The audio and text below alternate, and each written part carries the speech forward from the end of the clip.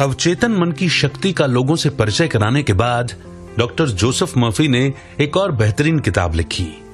इस बार उन्होंने मन की शक्ति के एक और नए आयाम पर फोकस किया। इस बार उन्होंने बताया कि कैसे आप अपने मन को कंट्रोल करके धन को आकर्षित कर सकते हैं। इस किताब का नाम है धन को आकर्षित कैसे करें। कहते हैं कि सिर्फ सोचने से पैसा नहीं कमाया जा सकता, लेकिन डॉक्टर मर्फी के इस बारे में विचार काफी अलग थे। उनका मानना था कि सोचने से ही आप पैसे कमा सकते हैं और अमीर बन सकते हैं। अगर आपको अमीर बनना है तो सबसे पहले जरूरत है कि आप पैसों को लेकर अपनी सोच बदलें। अगर देखा जाए तो जो गरीब लोग हैं, यानी जो पैसों के लिए संघर्ष कर रहे हैं, उनकी मानसिकता पैसों को लेकर नकारात्मक रहती है। वे हमेशा सोचते हैं कि अमीर लोग दूसरों के पेट पर लात मारते हैं और हर अमीर आदमी किसी को धोखा देकर ही अमीर बनता है। इसी प्रकार की धारणा गरीब के बच्चों के मन में बचपन से ही भर दी जाती है कि अगर आपके पास पैसा है तो आप बुरे हैं, और वे ऐसा भी सोचते हैं कि सिर्फ बुरे लोगों के पास ही पैसा होता है।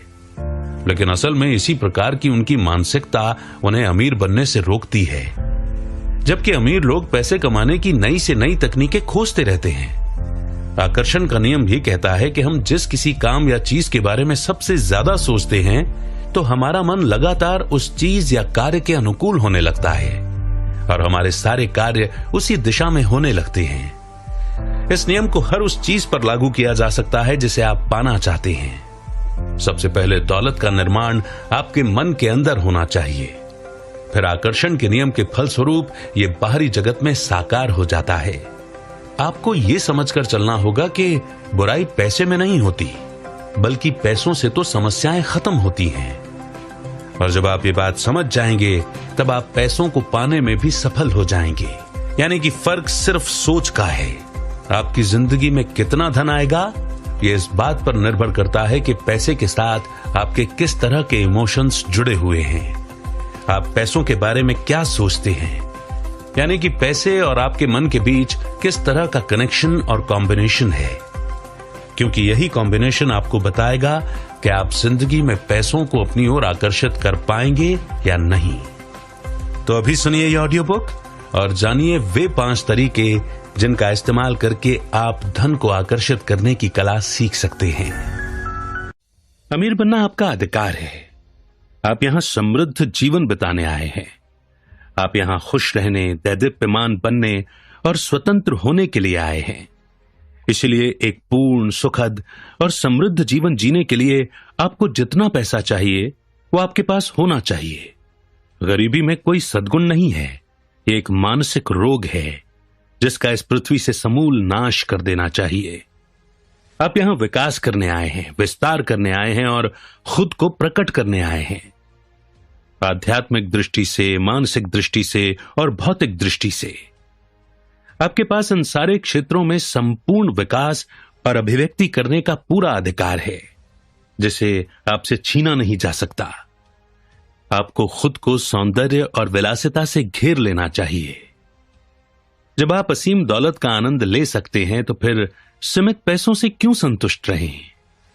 इस पुस्तक में आप पैसे के साथ दोस्ती करना सीखेंगे और आपके पास हमेशा समृद्धि रहेगी। अमीर बनने की आपकी इच्छा अधिक पूर्ण, अधिक खुश, अधिक अद्भुत जीवन की इच्छा है। ये एक ब्रह्मांडीय आकांक्षा है। ये अच्छी है, बहुत अच्छी। धन के सच्चे महत्व को देखना शुरू करें, विनिमय के प्रतीक के रूप में। इसका मतलब है अभाव से आजादी। इसका मतलब है सौंदर्य, विलासिता, समृद्धि और परिष्कार।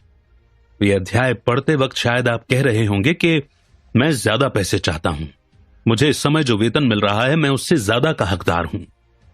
मेरा मानना है कि ज्यादातर लोगों को अपर्याप्त वेतन मिलता है। कई लोगों के पास ज्यादा पैसा नहीं है। इसका एक कारण यह है कि वे मन ही मन या खुलकर इसकी निंदा कर रहे हैं। वे पैसे को गंदा पैसा कहते हैं या ये मानते हैं कि पैसे का प्रेम ही सारी बुराई की जड़ है आदि। वे संपन्न नहीं होते हैं। इसका एक कारण यह है कि उनके मन में यह गोपनीय अवचेतन भावना रहती है कि गरीबी में कोई सद्गुण है। यह अवचेतन भाव बचपन के प्रशिक्षण, अंधविश्वास या धर्म ग्रंथों की गलत व्याख्या पर आधारित हो सकता है। गरीबी में कोई भी सद्गुण नहीं है। ये किसी भी अन्य मानसिक रोग की तरह एक बीमारी है।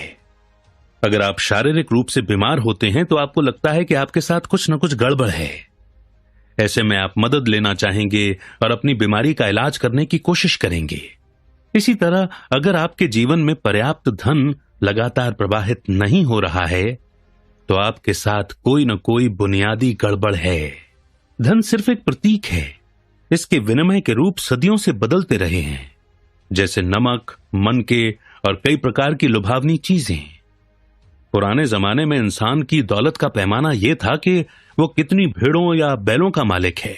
अपने बिलों का भुगतान करने के लिए कुछ भेड़ों को साथ ले जाने के बजाय चेक काटना कहीं सुविधाजनक है। ईश्वर नहीं चाहता कि आप किसी दड़बे में रहें या भूखे रहें। ईश्वर चाहता है कि आप खुश, समृद्ध और सफल हों। ईश्वर अपने सभी कामों में हमेशा सफल रहता है, चाहे वो तारा बनाना हो या कायनात। आपकी इच्छा हो सकती है कि आप संसार की सैर करें या फिर विदेश में कला का अध्ययन करें, या फिर आपके मन में कॉलेज जाने की इच्छा हो सकती है, या किसी श्रेष्ठ स्कूल में अपने बच्चों को भेजने की इच्छा हो सकती है। आप निश्चित रूप से अपने बच्चों को अच्छे परिवेश में पालना चाहते हैं ताकि वे सौंदर्य, सुव्यवस्था, सुमेल और अनुपात की सराहना करना सीख सकें। आप सफल होने, जीतने, सारी मुश्किलों को जीतने के लिए पैदा हुए थे। आप अपनी सारी शक्तियों को पूरी तरह विकसित करने के लिए पैदा हुए थे। अगर आपके जीवन में आर्थिक अभाव है तो इसके बारे में कुछ करें। धन संबंधी अंधविश्वासी मान्यताओं से तुरंत मुक्ति पालें। कभी भी पैसे को बुरा या गंदा ना माने। अगर आप ऐसा करते हैं तो पैसे के पंख लग जाएंगे और यह उड़कर आपसे दूर चला जाएगा। याद रखें, आप जिसकी निंदा करते हैं उसे खो देते हैं। मिसाल के तौर पर मान लें कि आपको जमीन में सोना, चांदी, सीसा, तांबा या लोहा मिलता है। क्या आप इन चीजों को बुरा कहेंगे? ईश्वर ने सभी चीजों को अच्छा घोषित किया है। बुराई मनुष्य की स्याह समझ, उसके अप्रकाशित मस्तिष्क, जीवन की उसकी झूठी व्याख्या और दैवी शक्ति के उसके दुरुपयोग से आती है। यूरेनियम, सीसे या किसी भी अन्य धातु का इस्तेमाल विनिमय के साधन के रूप में किया जा सकता है। हम नोट या चेक का इस्तेमाल करते हैं। निश्चित रूप से कागज बुरा नहीं है, न ही चेक है। आज भौतिक शास्त्री और वैज्ञानिक जान चुके हैं कि एक या दूसरी धातु के बीच फर्क सिर्फ इलेक्ट्रॉन्स की संख्या और गति की दर का होता है, जो एक केंद्रीय नाभिक के चारों ओर घूम रहे हैं। वे अब शक्तिशाली साइक्लोट्रॉन्स में परमाणुओं की बमबारी करके एक धातु को दूसरी धातु में बदल रहे हैं। सोना निश्चित स्थितियों के पारे में बदल जाता है। ऐसा लगता है कि कुछ समय बाद सोना, चांदी और दूसरी धातुओं को रासायनिक प्रयोगशालाओं में कृत्रिम रूप से बनाया जा सकेगा। मैं इलेक्ट्रॉन्स, न्यूट्रॉन्स, प्रोटॉन्स और आइसोटॉप्स में कोई बुराई देखने की कल्पना नहीं कर सकता। आपकी जेब में रखा कागज इलेक्ट्रॉन्स और प्रोटॉन्स से बना है, जो अलग तरीके से व्यवस्थित है। उनकी संख्या और गति की दर अलग है। सिर्फ इसी मायने में वो कागज आपकी जेब में रखी चांदी से भिन्न है। कुछ लोग कहेंगे, ओह, लोग पैसों के लिए लोगों की जान ले लेते हैं, वे पैसों के लिए चोरी करते हैं। ये सच है कि पैसे का असंख्य अपराधों से संबंध रहा है, लेकिन इससे ये बुरा नहीं बन जाता। कोई आदमी किसी की जान लेने के लिए किसी दूसरे को $50 देता है, उसने एक विनाशकारी उद्देश्य से पैसे का दुरुपयोग किया है। आप बिजली का इस्तेमाल किसी की जान लेने के लिए कर सकते हैं या इससे घर में प्रकाश कर सकते हैं। आप पानी का इस्तेमाल किसी शिशु की प्यास बुझाने के लिए कर सकते हैं या इसमें उसे डुबो भी सकते हैं। आप आग का इस्तेमाल किसी बच्चे को गर्मी देने या उसे जलाकर मार डालने के लिए कर सकते हैं। एक और उदाहरण यह है कि आप अपने बगीचे से मिट्टी लाकर अपने कॉफी के कप में डाल देते हैं। आपने गलत किया है, बुराई आपकी है। मिट्टी बुरी नहीं है, न ही कॉफी है। मिट्टी को गलत जगह पर डाला गया है। इसकी असली जगह आपका बगीचा है। इसी तरह अगर आपके अंगूठे में सुई चुभ जाती है तो यह बुरी नहीं है। सुई की जगह सुई दान में है, आपके अंगूठे में नहीं। हम जानते हैं कि प्रकृति की शक्तियां या तत्व बुरे नहीं होते। ये तो हमारे इस्तेमाल पर निर्भर करता है कि वे हमें फायदा पहुंचाते हैं या हमारा नुकसान करते हैं।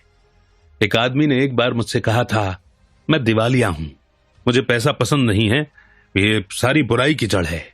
पैसे का प्रेम अगर बाकी सारी चीजों से प्रबल होगा तो आप एक तरफा और असंतुलित हो जाएंगे। आप संसार में अपनी शक्ति या सत्ता का समझदारी से इस्तेमाल करने आए हैं। कुछ लोग शक्ति की चाह रखते हैं, बाकी पैसे की। अगर आपका दिल पैसे पर लट्टू हो जाता है और आप कहते हैं कि बस मैं तो इसी को चाहता हूं, मैं अपना सारा ध्यान पैसे के संग्रह पर केंद्रित करने जा रहा हूं, दूसरी कोई चीज मायने नहीं रखती, तो आप पैसा कमा सकते हैं और दौलत इकट्ठी कर सकते हैं, लेकिन आप भूल रहे हैं कि आप यहां पर एक संतुलित जीवन जीने के लिए आए हैं। इंसान सिर्फ रोटी से ही नहीं जीता है। मिसाल के तौर पर अगर आप किसी संप्रदाय या धार्मिक समूह के सदस्य हैं और इसके बारे में कट्टर बन जाते हैं, खुद को अपने दोस्तों, समाज और सामाजिक गतिविधियों से अलग कर लेते हैं, तो आप असंतुलित, अंतर्मुखी और कुंठित हो जाएंगे। प्रकृति संतुलन पर जोर देती है। यदि आपका सारा समय बाहरी चीजों और संपत्ति में ही लगा रहे तो आपकी मानसिक शांति, मधुर संबंध, प्रेम, खुशी या आदर्श स्वास्थ्य से वंचित हो जाएंगे। आप पाएंगे कि आप कोई भी ऐसी चीज नहीं खरीद सकते जो असली है। आप दौलत का संग्रह कर सकते हैं या मिलियनों डॉलर इकट्ठे कर सकते हैं। यह अपने आप में बुरा नहीं है। बुरा तो तब होता है जब आप हर दूसरी चीज से परे सिर्फ पैसे से प्यार करें। पैसे से बेइंतहा प्रेम ही कुंठा, निराशा और मोह भंग का परिणाम देता है। इस अर्थ में यह आपकी बुराई की जड़ है। पैसे को अपना एकमात्र लक्ष्य बनाकर आपने गलत चुनाव किया है।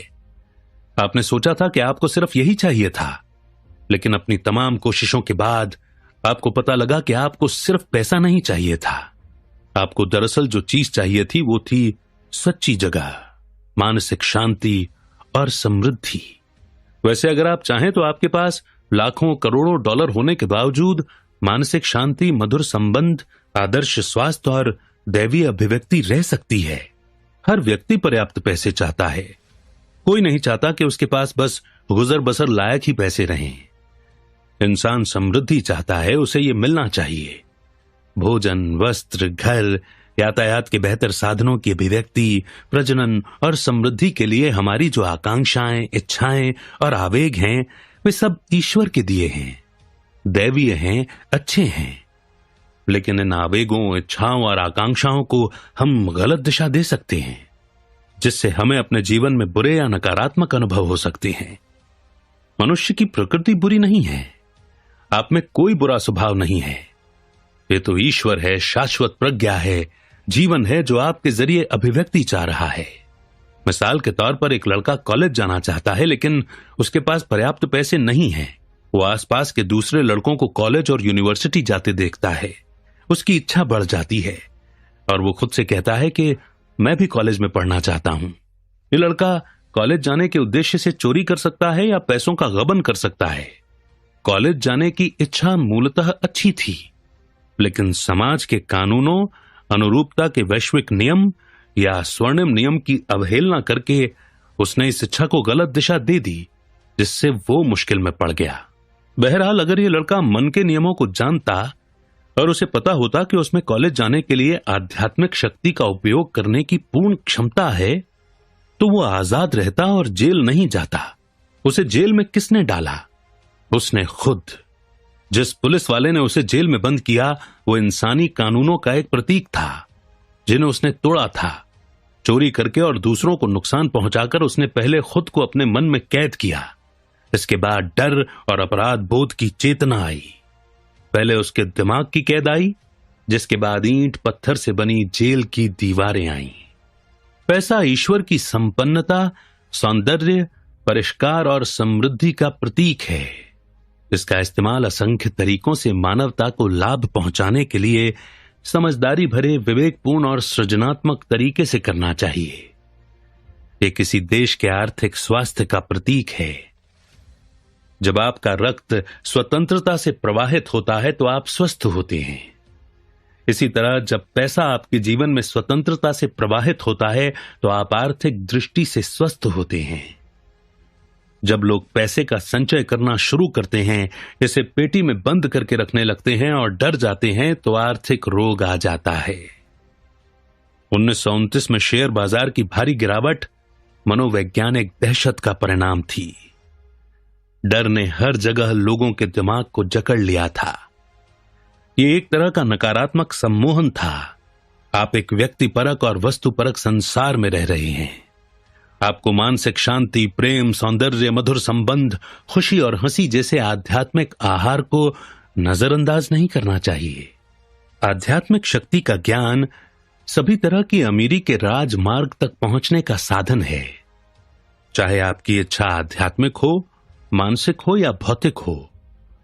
मानसिक नियमों या आध्यात्मिक सिद्धांत का विद्यार्थी जानता है और यकीन करता है कि आर्थिक स्थिति चाहे जैसी हो, शेयर बाजार के उतार चढ़ाव कैसे भी हों, मंदी हो, हड़तालें हो, युद्ध हो या दूसरी कैसी भी परिस्थितियां हो, वो हमेशा समृद्ध रहेगा, चाहे पैसा कोई भी रूप धारण कर ले।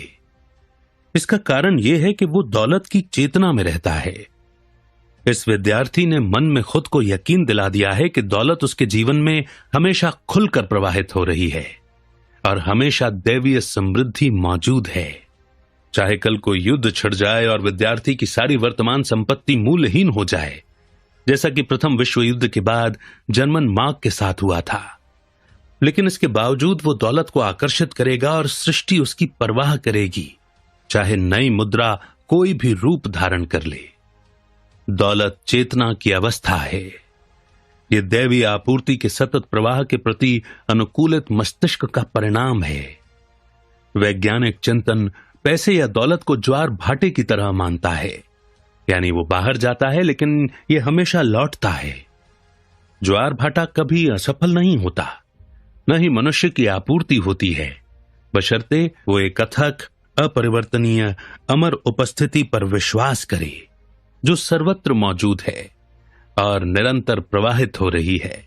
जो मनुष्य अवचेतन मन की कार्य प्रणाली जानता है, वो कभी आर्थिक स्थिति, शेयर बाजार की दहशत, मुद्रा के अवमूल्यन या मुद्रास्फीति की चिंता नहीं करता है, क्योंकि उसका वास ईश्वर की सतत आपूर्ति की चेतना में है।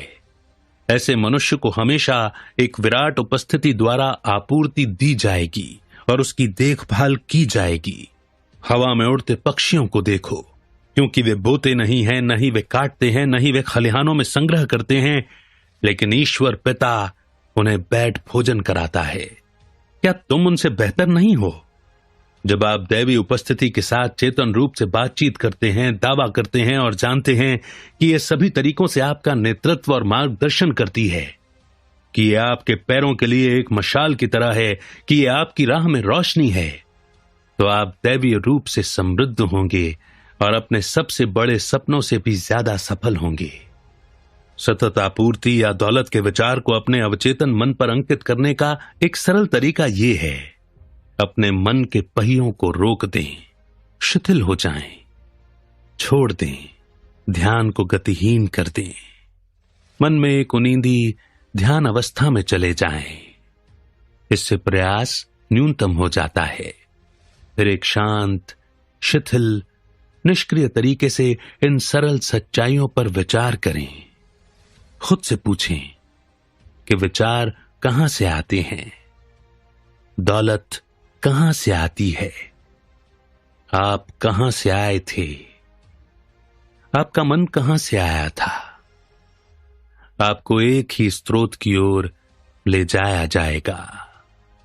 आप अब खुद को एक आध्यात्मिक कार्यकारी आधार पर पाते हैं। अब आपको यह एहसास अपनी बुद्धिमानी का अपमान नहीं लगेगा कि दौलत एक मानसिक अवस्था है। आगे बताए छोटे वाक्य को दिन में 3-4 बार खुद से धीरे से कहें, खासतौर पर सोने जाने से पहले। पैसा मेरे जीवन में हमेशा खुलकर प्रवाहित हो रहा है और मेरे पास हमेशा दैवीय समृद्धि है। जब आप ऐसा नियमित और सुनियोजित तरीके से करते हैं तो दौलत का विचार आपके ज्यादा गहरे यानी अवचेतन मन तक पहुंच जाएगा और आप दौलत की चेतना विकसित कर लेंगे। अविचारित या मशीनी दोहराव से दौलत की चेतना बनने में सफलता नहीं मिलेगी। आप जो भी कह रहे हैं उसकी सच्चाई महसूस करें। आप जानते हैं कि आप क्या कह रहे हैं और क्यों कह रहे हैं। आप जानते हैं कि आप जिसे चेतन रूप से सच मानते हैं, आपका ज्यादा गहरा मन उस पर प्रतिक्रिया करेगा। जो लोग आर्थिक मुश्किलों में फंसे हुए हैं, उन्हें शुरुआत में इस तरह के कथनों से परिणाम नहीं मिलते हैं, जैसे मैं दौलतमंद हूं, मैं समृद्ध हूं, मैं सफल हूं। उल्टे ऐसे कथनों से हालात बदतर भी हो सकते हैं। इसका कारण यह है कि अवचेतन मन दो विचारों में से ज्यादा प्रबल विचार, मनोदशा या भावना को ही स्वीकार करेगा।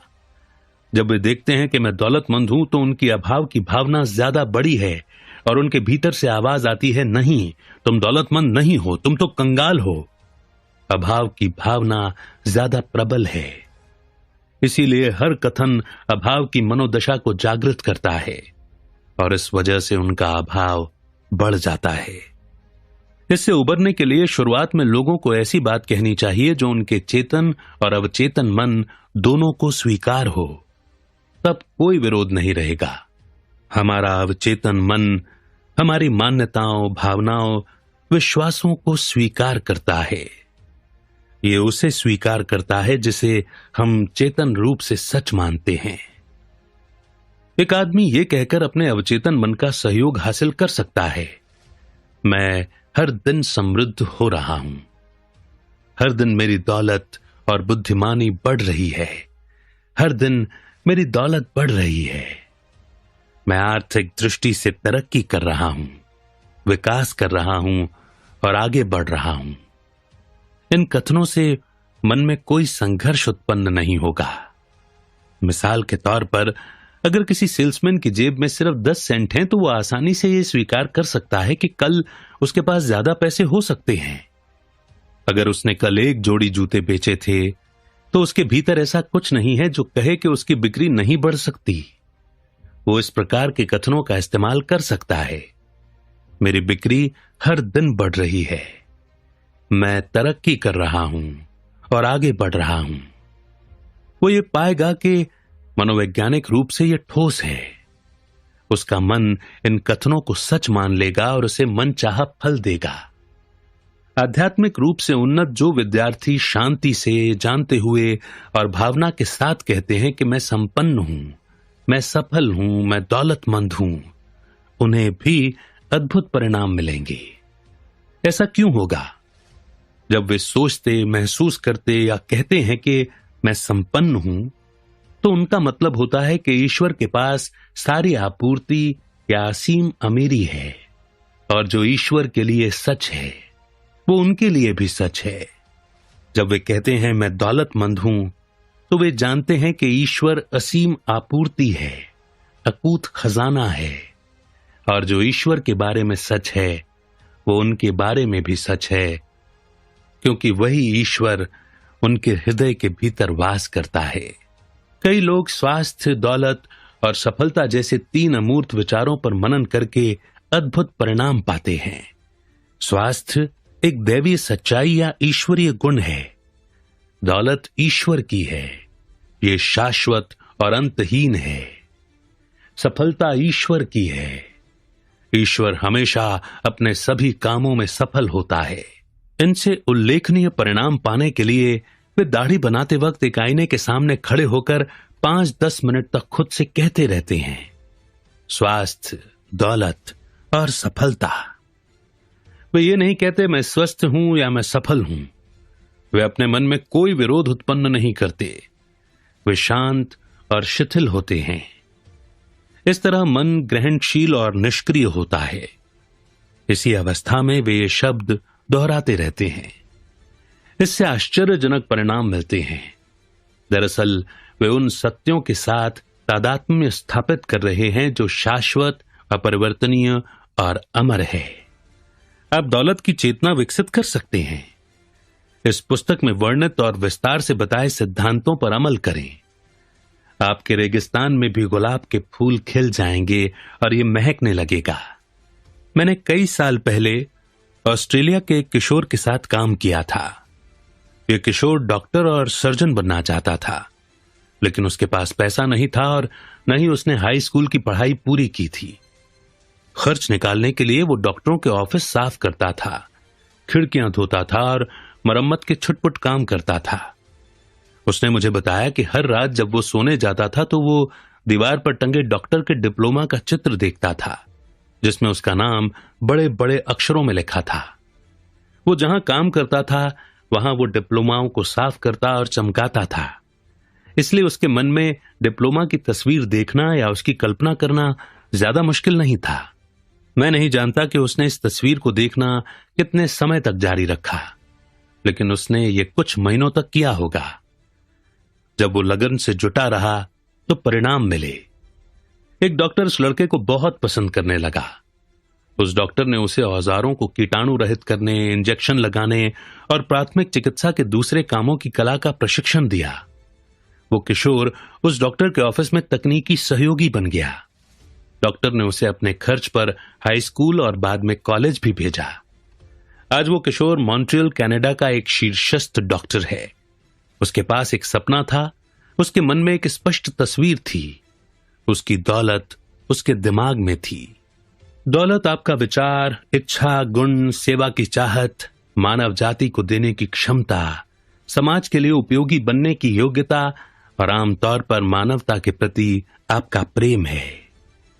उस लड़के ने अचेतन रूप से एक महान नियम से फायदा उठाया। रॉबर्ट कहते हैं, लक्ष्य को देखकर आप उसके प्राप्ति के साधनों की इच्छा कर लेते हैं। इस लड़के के मामले में लक्ष्य डॉक्टर बनना था। उसने डॉक्टर बनने की कल्पना की, इसका चित्र देखा, इसकी सच्चाई को महसूस किया। इस विचार को लगातार कायम रखकर, उसे पोषण देकर और उससे प्रेम करके उसने अपनी कल्पना शक्ति के जरिए इसे अवचेतन की परतों के पार पहुंचा दिया। तब ये एक विश्वास बन गया और इसने उसके सपनों को हकीकत में बदलने की राह दिखाई। वो ये कह सकता था कि मेरे पास कोई शिक्षा तो है नहीं, मैं सही लोगों को नहीं जानता, अब तो मैं इतना बड़ा हो चुका हूं कि स्कूल नहीं जा सकता, मेरे पास पैसे नहीं हैं, इसमें कई साल लग जाएंगे और मैं बुद्धिमान नहीं हूं। अगर वो इस तरह की बातें कहता तो शुरू करने से पहले ही हार जाता। उसकी दौलत उसकी आंतरिक आध्यात्मिक शक्ति के इस्तेमाल में निहित थी, जिसने उसके विचार पर प्रतिक्रिया की। हमारी प्रार्थनाओं का किस साधन या तरीके से जवाब मिलता है, यह हमसे हमेशा छिपा रहता है। कभी कभार हम बस अंतर्बोध से प्रक्रिया के एक आध हिस्से को समझ सकते हैं। मेरे तरीकों का पता नहीं लगाया जा सकता, तरीके मालूम नहीं होते। मनुष्य तो बस कल्पना कर सकता है और अपने मन में लक्ष्य को स्वीकार कर सकता है। इस लक्ष्य को कैसे प्राप्त किया जाएगा, ये उसे अपने भीतर की व्यक्तिपरक बुद्धिमत्ता के भरोसे छोड़ना होता है। अक्सर ये सवाल पूछा जाता है कि लक्ष्य पर मनन करने और चेतना में इच्छा को स्वीकार करने के बाद मुझे क्या करना चाहिए। जवाब सरल है, जो भी आपके लक्ष्य को पाने के लिए आवश्यक होगा, उसे करने के लिए आपको विवश किया जाएगा। अब चेतन का नियम है विवशता, जीवन का नियम है क्रिया और प्रतिक्रिया। हम जो भी क्रिया करते हैं वो हमारे मन की आंतरिक गतिविधियों, आंतरिक भावों और विश्वासों पर स्वचालित प्रतिक्रिया होती है। कुछ महीनों पहले जब मैं सोने गया तो मैंने कल्पना की कि मैं अपनी एक लोकप्रिय पुस्तक मैजिक ऑफ फेथ को फ्रांसीसी भाषा में पढ़ रहा हूं। मैंने एक कल्पना की कि यह पुस्तक सभी फ्रांसीसी बोलने वाले देशों में पढ़ी जा रही है। कई सप्ताह तक मैंने हर रात यही किया और अपने हाथों में मैजिक ऑफ फेथ के काल्पनिक फ्रांसीसी संस्करण को थामने के चित्र के साथ सो गया। 1954 के क्रिसमस के ठीक पहले मुझे पेरिस के एक अग्रणी प्रकाशक का पत्र मिला, जिसने एक अनुबंध भी साथ में भेजा था। पत्र में लिखा था कि मैं उस अनुबंध पर हस्ताक्षर कर दूं और उसे मैजिक ऑफ फेथ के फ्रांसीसी संस्करण को प्रकाशित करने तथा फ्रांसीसी भाषा बोलने वाले सभी देशों में उसे प्रचारित करने की अनुमति दूं। आप मुझसे पूछ सकते हैं कि प्रार्थना के अलावा मैंने इस पुस्तक के प्रकाशन के बारे में क्या किया। मैं कहूंगा, कुछ नहीं।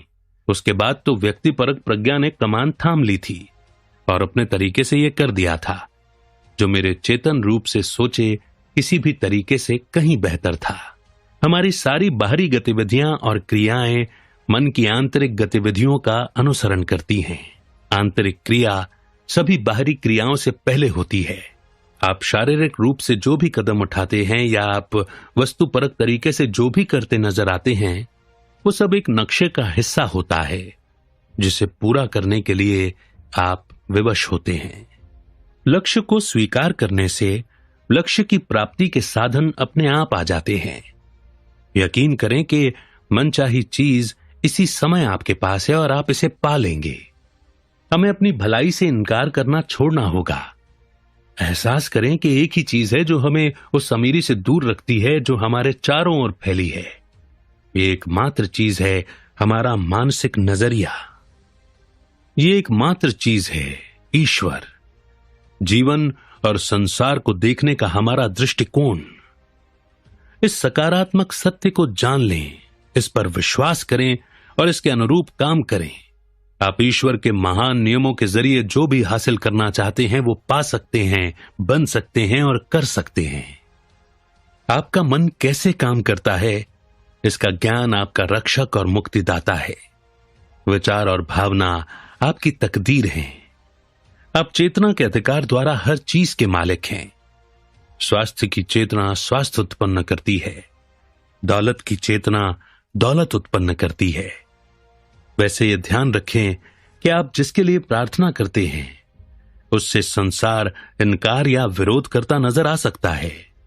कई बार तो आपकी इंद्रियां भी आप पर हंसती नजर आएंगी।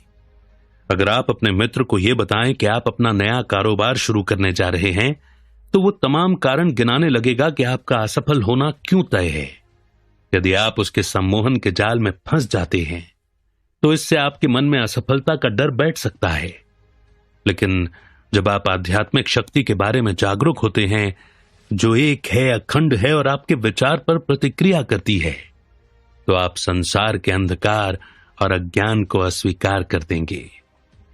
तब आप ये समझ जाएंगे कि आपके पास सफल होने के लिए सारे औजार, शक्ति और ज्ञान है। अमीरी के राजमार्ग पर चलने के लिए आपको दूसरों की राह में रोड़े या बाधाएं नहीं रखनी चाहिए, नहीं दूसरों के प्रति ईर्ष्या या डाह रखनी चाहिए। दरअसल इन नकारात्मक भावों को आश्रय देकर आप खुद को ही चोट और नुकसान पहुंचा रहे हैं, क्योंकि आप ही तो हैं जो इसे सोच रहे हैं और महसूस कर रहे हैं।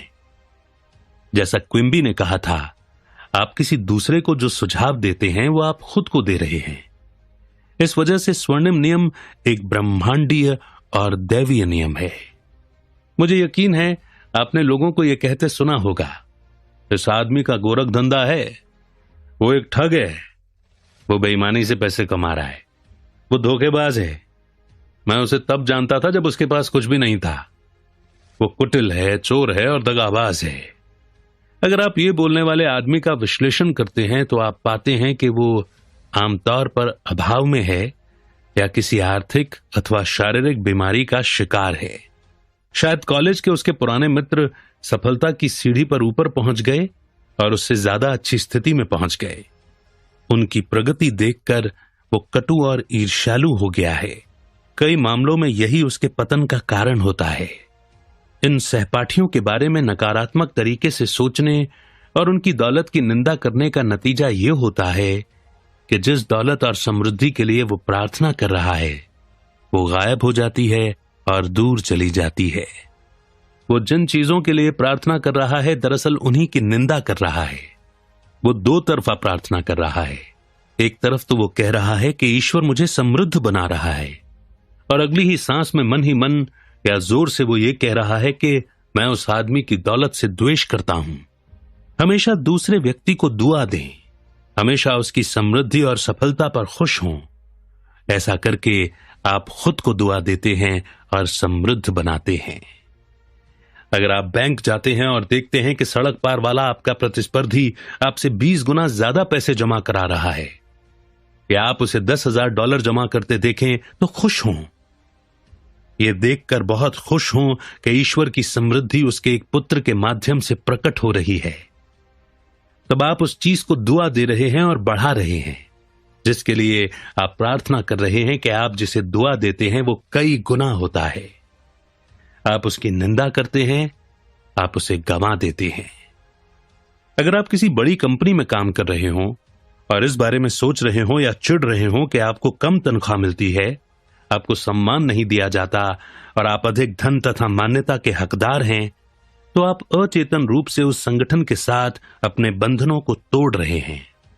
आप एक नियम को सक्रिय कर रहे हैं फिर सुपरिटेंडेंट या मैनेजर आपसे कहता है कि हमें आपको निकालना होगा। दरअसल आपने खुद को निकाला था। मैनेजर तो बस एक जरिया था जिसने आपकी नकारात्मक मानसिक अवस्था की पुष्टि की।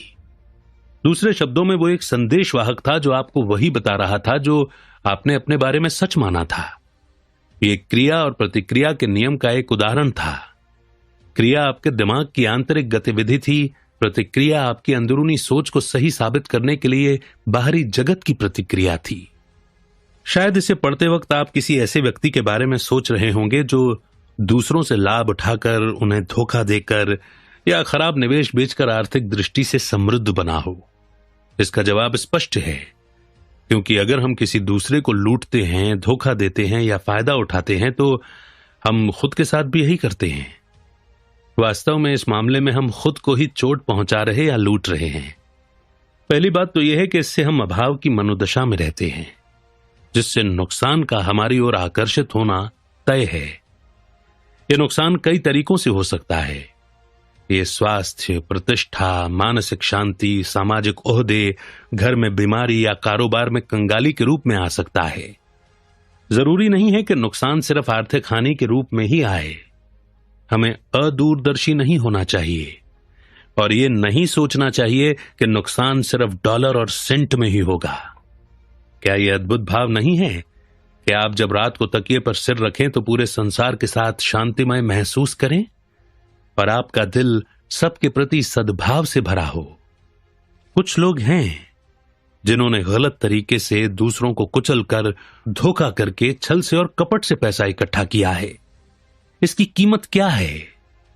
कई बार तो यह कीमत मानसिक और शारीरिक रोग की होती है। कई बार अपराध बोध की ग्रंथियों, अनिंद्रा या छिपे हुए डरों की होती है।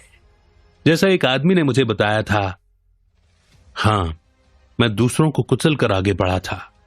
मैं जो चाहता था वो तो मुझे मिल गया, लेकिन इस चक्कर में मुझे कैंसर भी मिल गया। उसे एहसास था कि उसने गलत तरीके से दौलत हासिल की थी। आप किसी को चोट पहुंचाए बिना दौलतमंद और समृद्ध बन सकते हैं। कई लोग खुद को लगातार लूट रहे हैं। वे खुद से ही चुरा रहे हैं। मानसिक शांति, स्वास्थ्य, खुशी, प्रेरणा, खुशी और ईश्वर की हंसी। हालांकि वे कह सकते हैं कि उन्होंने कभी चोरी नहीं की, लेकिन क्या यह सच है? हर बार जब हम किसी से द्वेष करते हैं या ईर्ष्या करते हैं या किसी दूसरे की दौलत या सफलता पर जलते हैं तो दरअसल हम खुद से चुरा रहे हैं। ये वे चोर डाकू हैं जिन्हें ईसा मसीह ने मंदिर से बाहर निकाल दिया था। इसी तरह आपको भी उन्हें निर्णायक रूप से बाहर निकाल देना चाहिए। उन्हें अपने मन में रहने ही ना दें। सही विचार और भावना की तलवार से उनकी गर्दन काट दें। मैंने युद्ध के शुरुआती दिनों में ब्रुकलिन, न्यूयॉर्क की एक महिला के बारे में पढ़ा था, जो इस स्टोर से उस स्टोर तक जाकर सारी उपलब्ध कॉफी खरीदती थी। वो जानती थी कि कॉफी की कमी होने वाली है। उसके मन में यह डर भरा था कि हो सकता है कि उसे पर्याप्त कॉफी न मिले। इसीलिए वो जितनी कॉफी खरीद सकती थी उतनी उसने खरीद ली और अपनी कोठरी में भर लिया। उस शाम वो चर्च गई। जब वो घर लौटी तो उसने पाया कि चोरों ने दरवाजा तोड़ दिया था और न सिर्फ उसकी कॉफी चुरा ली बल्कि चांदी के बर्तन, पैसे, गहने और दूसरा सामान भी चुरा ले गए। इस भली महिला ने वही कहा जो इस तरह के सभी लोग कहते हैं, ये मेरे साथ क्यों हुआ? जब मैं चर्च में थी मैंने तो कभी किसी का कुछ नहीं चुराया। क्या यह सच है? जब उसने कॉफी का संचय शुरू किया था तब क्या वो अभाव और डर की चेतना में नहीं थी? उसकी मनोदशा और अभाव का डर इतना प्रबल था कि उसके घर तथा संपत्तियों को नुकसान पहुंचा दे। इसके लिए उसे किसी स्टोर की तिजोरी में हाथ डालने या बैंक लूटने की जरूरत नहीं थी। उसके अभाव के डर ने अभाव उत्पन्न कर दिया। यही कारण है कि कई ऐसे लोग भी नुकसान उठाते हैं जिन्हें समाज अच्छा नागरिक कहता है। वे सांसारिक संदर्भ में अच्छे हैं, यानी वे अपना टैक्स चुकाते हैं, कानून का पालन करते हैं, नियमित रूप से वोट देते हैं और परोपकारी संस्थाओं के प्रति उदारता दिखाते हैं, लेकिन वे दूसरों की संपत्तियों, उनकी दौलत या सामाजिक ओहदे के प्रति द्वेष रखते हैं। जब कोई देख न रहा हो तब अगर वे पैसे उठाना चाहें तो ऐसा नजरिया निश्चित रूप से अभाव की अवस्था दर्शाता है। इससे वो व्यक्ति ऐसी मानसिक अवस्था में आ जाता है जो उन धोखेबाजों को आकर्षित करती है जो किसी कारोबारी सौदे